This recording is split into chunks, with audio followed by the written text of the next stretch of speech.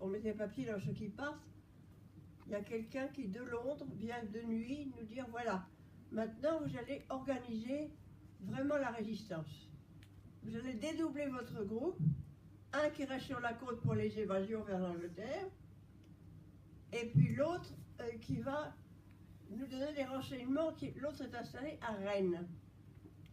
C'est un groupe lié à l'intelligence service. Le renseignement, il s'appelle Georges France 31. Et moi, je vais être en liaison entre ce groupe-là et la côte. Alors, à Rennes, d'ailleurs, le responsable de France est un ingénieur de la gare, très bien placé pour avoir les transports de troupes. Et il a avec lui un interprète franco-allemand que je rencontre souvent dans les cafés pour lui remettre des documents de Rennes, Café de l'Europe, Café de la Paix, le long de la Vilaine, qui n'était pas encore complètement couverte à l'époque, vous voyez. Et puis un radio, Place Saint-Sauveur, où je porte des documents. Voilà comment ça commence à s'installer le réseau. Mais toute la côte est zone interdite. Et comme mes parents habitent sur la côte, j'ai obtenu un laissez-passer. J'ai encore le document là. Je ne peux pas vous faire circuler parce qu'il commence à vieux user. Mais j'ai le droit d'aller sur la côte sous prétexte de voir mes parents. Et là, on a regroupé les documents d'information sur l'installation des armées, tout ça, et que je ramène à Rennes aux responsables. Donc, réseau franco-anglais, et je suis leur agent de liaison. Alors, tout ça tourne pas trop mal. Je suis étudiante à la fac. J'ai loué une petite chambre dans une famille, dans une impasse de Rennes. Et voilà comment tout tourne. Tous les 15 jours à peu près, je vais à Bréa, je ramène des plans, etc.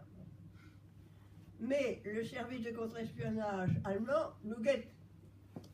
Et il y a une première vague d'arrestations très importante, novembre 41.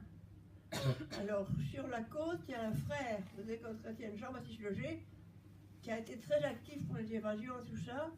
Il est arrêté avec une quinzaine d'autres. Gros coup de filet. Ah, alors là, les choses deviennent plus dures. Mais nous, on continue pour le renseignement. Et il va y avoir de nouvelles arrestations à Rennes. L'ingénieur de la gare, l'interprète, et puis le radio. Coup de filet, ils sont arrêtés. Premier trimestre 42. Alors, on va se trouver sans liaison. Et on attend un nouveau contact. Mais un jour, j'avais été chez le radio, quelques temps avant, et il y avait quelqu'un, il me dit, faites de rien dire, je dis, et puis quand il est parti, il me dit, voilà, il s'appelle Georges, c'est un nouvel agent, il n'est pas sûr. Bon. Et puis là-dessus, Louis Le Deuf, alors, cet ami, m'amène au jardin public de Rennes pour me montrer, il y a un endroit où il y a des armes enterrées, sous un massif de rhododendron. Bon, puis il me dit qu'il fallait que je sois informé parce qu'il a peur d'être arrêté. Effectivement, peu de temps après, il est arrêté.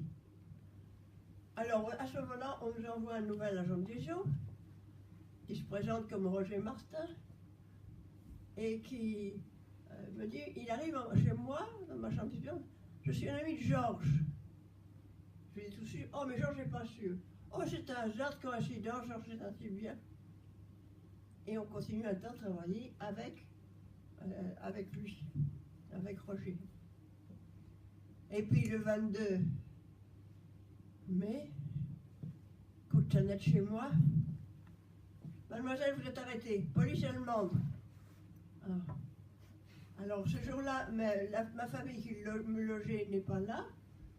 Ils me font m'habiller, de prendre mes affaires. Ils fouillent partout, ils ne trouvent rien.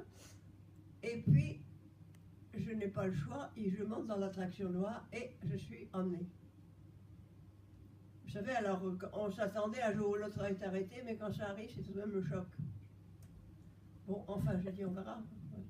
Et j'avais espéré là être arrêté parce qu'il m'aurait suffi chez le radio. Mais c'était beaucoup plus grave. Là, il m'emmène à la prison. Et j'ai eu quelque chose qui m'a beaucoup touchée, je le raconte toujours, un geste. Voilà, comme avec un autre camarade, Jean-Louis Vinet, quand j'étais en plein examen, nos autres camarades de la fac ne nous voient pas. On était des bons élèves, plutôt sérieux. Mais pourquoi ils ne sont pas là aujourd'hui? ils envoient quelqu'un chez moi. Ma logeuse qui avait été en vacances 2 jours, 3 jours, elle rentrait. Je lui avais laissé un papier, je lui ai arrêté pour venir famille et amis. Ma logeuse me dit, voilà, elle est arrêtée. Alors, ils ont, avec des camarades, pris une petite valise, ils ont trouvé quelques petits conserves parce qu'il y a des grosses restrictions qui m'ont apporté à la prison. Ça, je dois dire un geste comme ça. C'est très, très touchant. Voilà, ce geste-là, je n'oublierai pas. Vous savez, vous connaissez la chanson de Brassens, toi, l'Auvergnat qui m'a un peu de pain quand j'avais faim. Ça, ces gestes-là, amitié et soutien, on ne les oublie jamais. Voilà. Alors, le lendemain, il me dit, voilà, vous allez le transférer ailleurs, descendez. Je descends dans l'entrée de la prison. Et là, dans l'entrée, il y a 13 autres personnes de notre groupe. Alors, mon collègue de Rennes, le jeune Jean Livinet, une jeune fille de Tréguier, mes parents, le beau-père de ma soeur Sabrier, gros coup de filet. Là, je me dis, ça vient de l'eau. Oh, parce qu'ils en ont pris pas mal d'un coup, là. Et ils nous emmènent à la prison d'Angers. Alors, à la prison d'Angers, c'est une grande prison qui sert de lieu d'interrogatoire aussi pour tous les résistants de l'ouest de la France. Chacun enfermé dans sa cellule. Au bout de quelques jours, interrogatoire dans la cave. Alors, il me faut asseoir derrière une table. Derrière cette table, il y a des militaires et puis un homme en noir, je pense que c'est le début de la Gestapo. Et là, sur la table, il y a les plans de défense côtière du dernier mois que la nouvelle agent de liaison a dû faire suivre vers les Anglais. Et il les a donnés aux Allemands. C'était donc un agent double infiltré, un traître. Et alors ils me disent tout de suite, mademoiselle, nous avons toutes les preuves contre vous, contre votre groupe, et vous savez, espionnage, ça vaut la mort, etc. Bon, ben, il faut vous dire qu'à l'époque, à ce moment-là, j'ai 18 ans. Ben, ça peut être une vie qui se termine tôt, mais enfin, c'est comme ça, la résistance. Bon. Alors au début, non, je ne sais pas ce que c'est. Je nie tout. Alors que moi, je les connais, ces plans, vivement. Je nie tout. Ce qui les met en rage, et là, je suis retourné plusieurs fois à la table. Alors, au bout de quelques jours, il faut reconnaître un minimum ce qui est le moins dangereux, parce qu'on ne peut pas tout nier. Et puis, on raconte des histoires fausses. Oui, tel plan, c'est à quelqu'un, des histoires complètement fausses pour les embrouiller. Et puis, j'interroge les uns, les autres de notre groupe des 13 que j'ai. Et là, pendant cette période très dure, parce qu'ils m'ont enlevé de la galerie où sont les cellules des femmes. Je suis dans une cellule tout à fait isolée, et puis je suis au pain sec, plus qu'une paillasse par terre, et de temps en temps, on vient, bon, on reçoit quelques coups. Bon. Voilà. Alors, ils interrogent les uns les autres, etc. Et au bout de 2 mois et demi, ils ont l'impression d'avoir un peu dégrossi l'affaire, ils nous envoient à Paris. À Paris, je me trouve dans une prison qui s'appelle La Santé. S'il y en a qui connaissent Paris, c'est une prison, une très vieille prison qui existe toujours d'ailleurs, derrière les murs à l'enfer au chaud dans Paris. Et là, il y a plusieurs galeries, et dans une galerie, cette galerie s'appelle la 2e division punitive allemande. C'est là qu'il y a des terroristes et des condamnés à mort. Toujours isolés. Mais alors là, moi j'ai gardé un souvenir, malgré la misère, le froid, la saleté, etc., d'avoir découvert des hommes et des femmes qui représentent pour moi le plus grand dimension, le bon courage de l'humanité. Alors on ne se voit pas, mais on essaye de parler entre nous.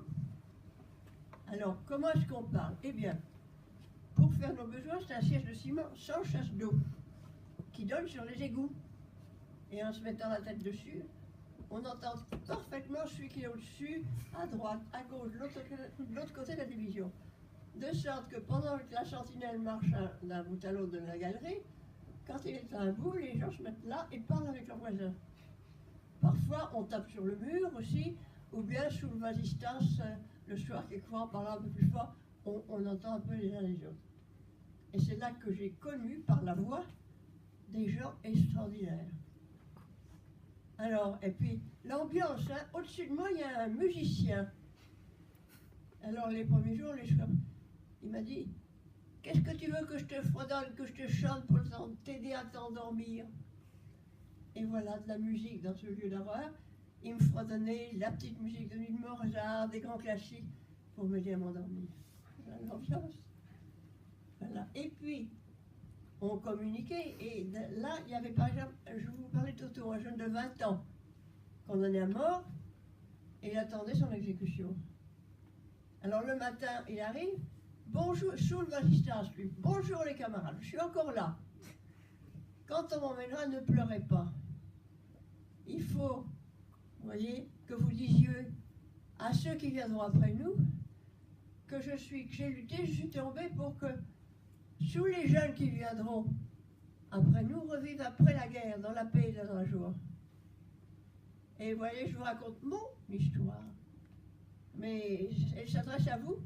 Je suis la voix de ceux qui n'ont pas pu la transmettre parce qu'ils sont décédés après. Vous voyez, que vous, les jeunes générations, vous portiez ces messages des disparus. Ça ne s'oublie pas. Voyez. Alors ça, c'était Toto. Et puis il y en a un autre. Il y avait une femme. Alors, la femme était juste ma voisine de cellule à côté. Moi, je regardais la galerie, à droite, une femme. Alors, on a beaucoup communiqué pendant, puisqu'elle est restée voisine plusieurs semaines là. Alors, elle s'appelait France. France Bloch Serrazin. Serrazin, nom de son mari, France Bloch, elle. Et alors, France Bloch était une femme de 29 ans, une jeune femme. Elle était chimiste de profession. Et elle avait fabriqué des explosifs pour faire sauter les trains d'armement allemands. Elle était donc classée par les nazis. Elle était juive, elle était communiste, elle était terroriste. Tout le pire pour eux. Alors, c'était le groupe de Raymond Locherand, des grands résistants. Et puis un jour, ils ont eu leur procès, et le procès, ils les emmenaient dans Paris, dans une salle, pour les juger. Je les ai vus passer parce que dans ma porte de la cellule, il y a un petit œil et par lequel je voyais dans la galerie. Alors, je l'ai aperçue, c'était la seule femme, une petite femme avec les cheveux noirs. Là, je l'ai donc vue, la seule femme du groupe. Puis le procès a duré plusieurs jours, et les derniers jours, ils reviennent groupés tous ensemble, et ils nous crient, on est condamnés à mort, on s'en doutait. Toute la galerie a chanté la Marseillaise.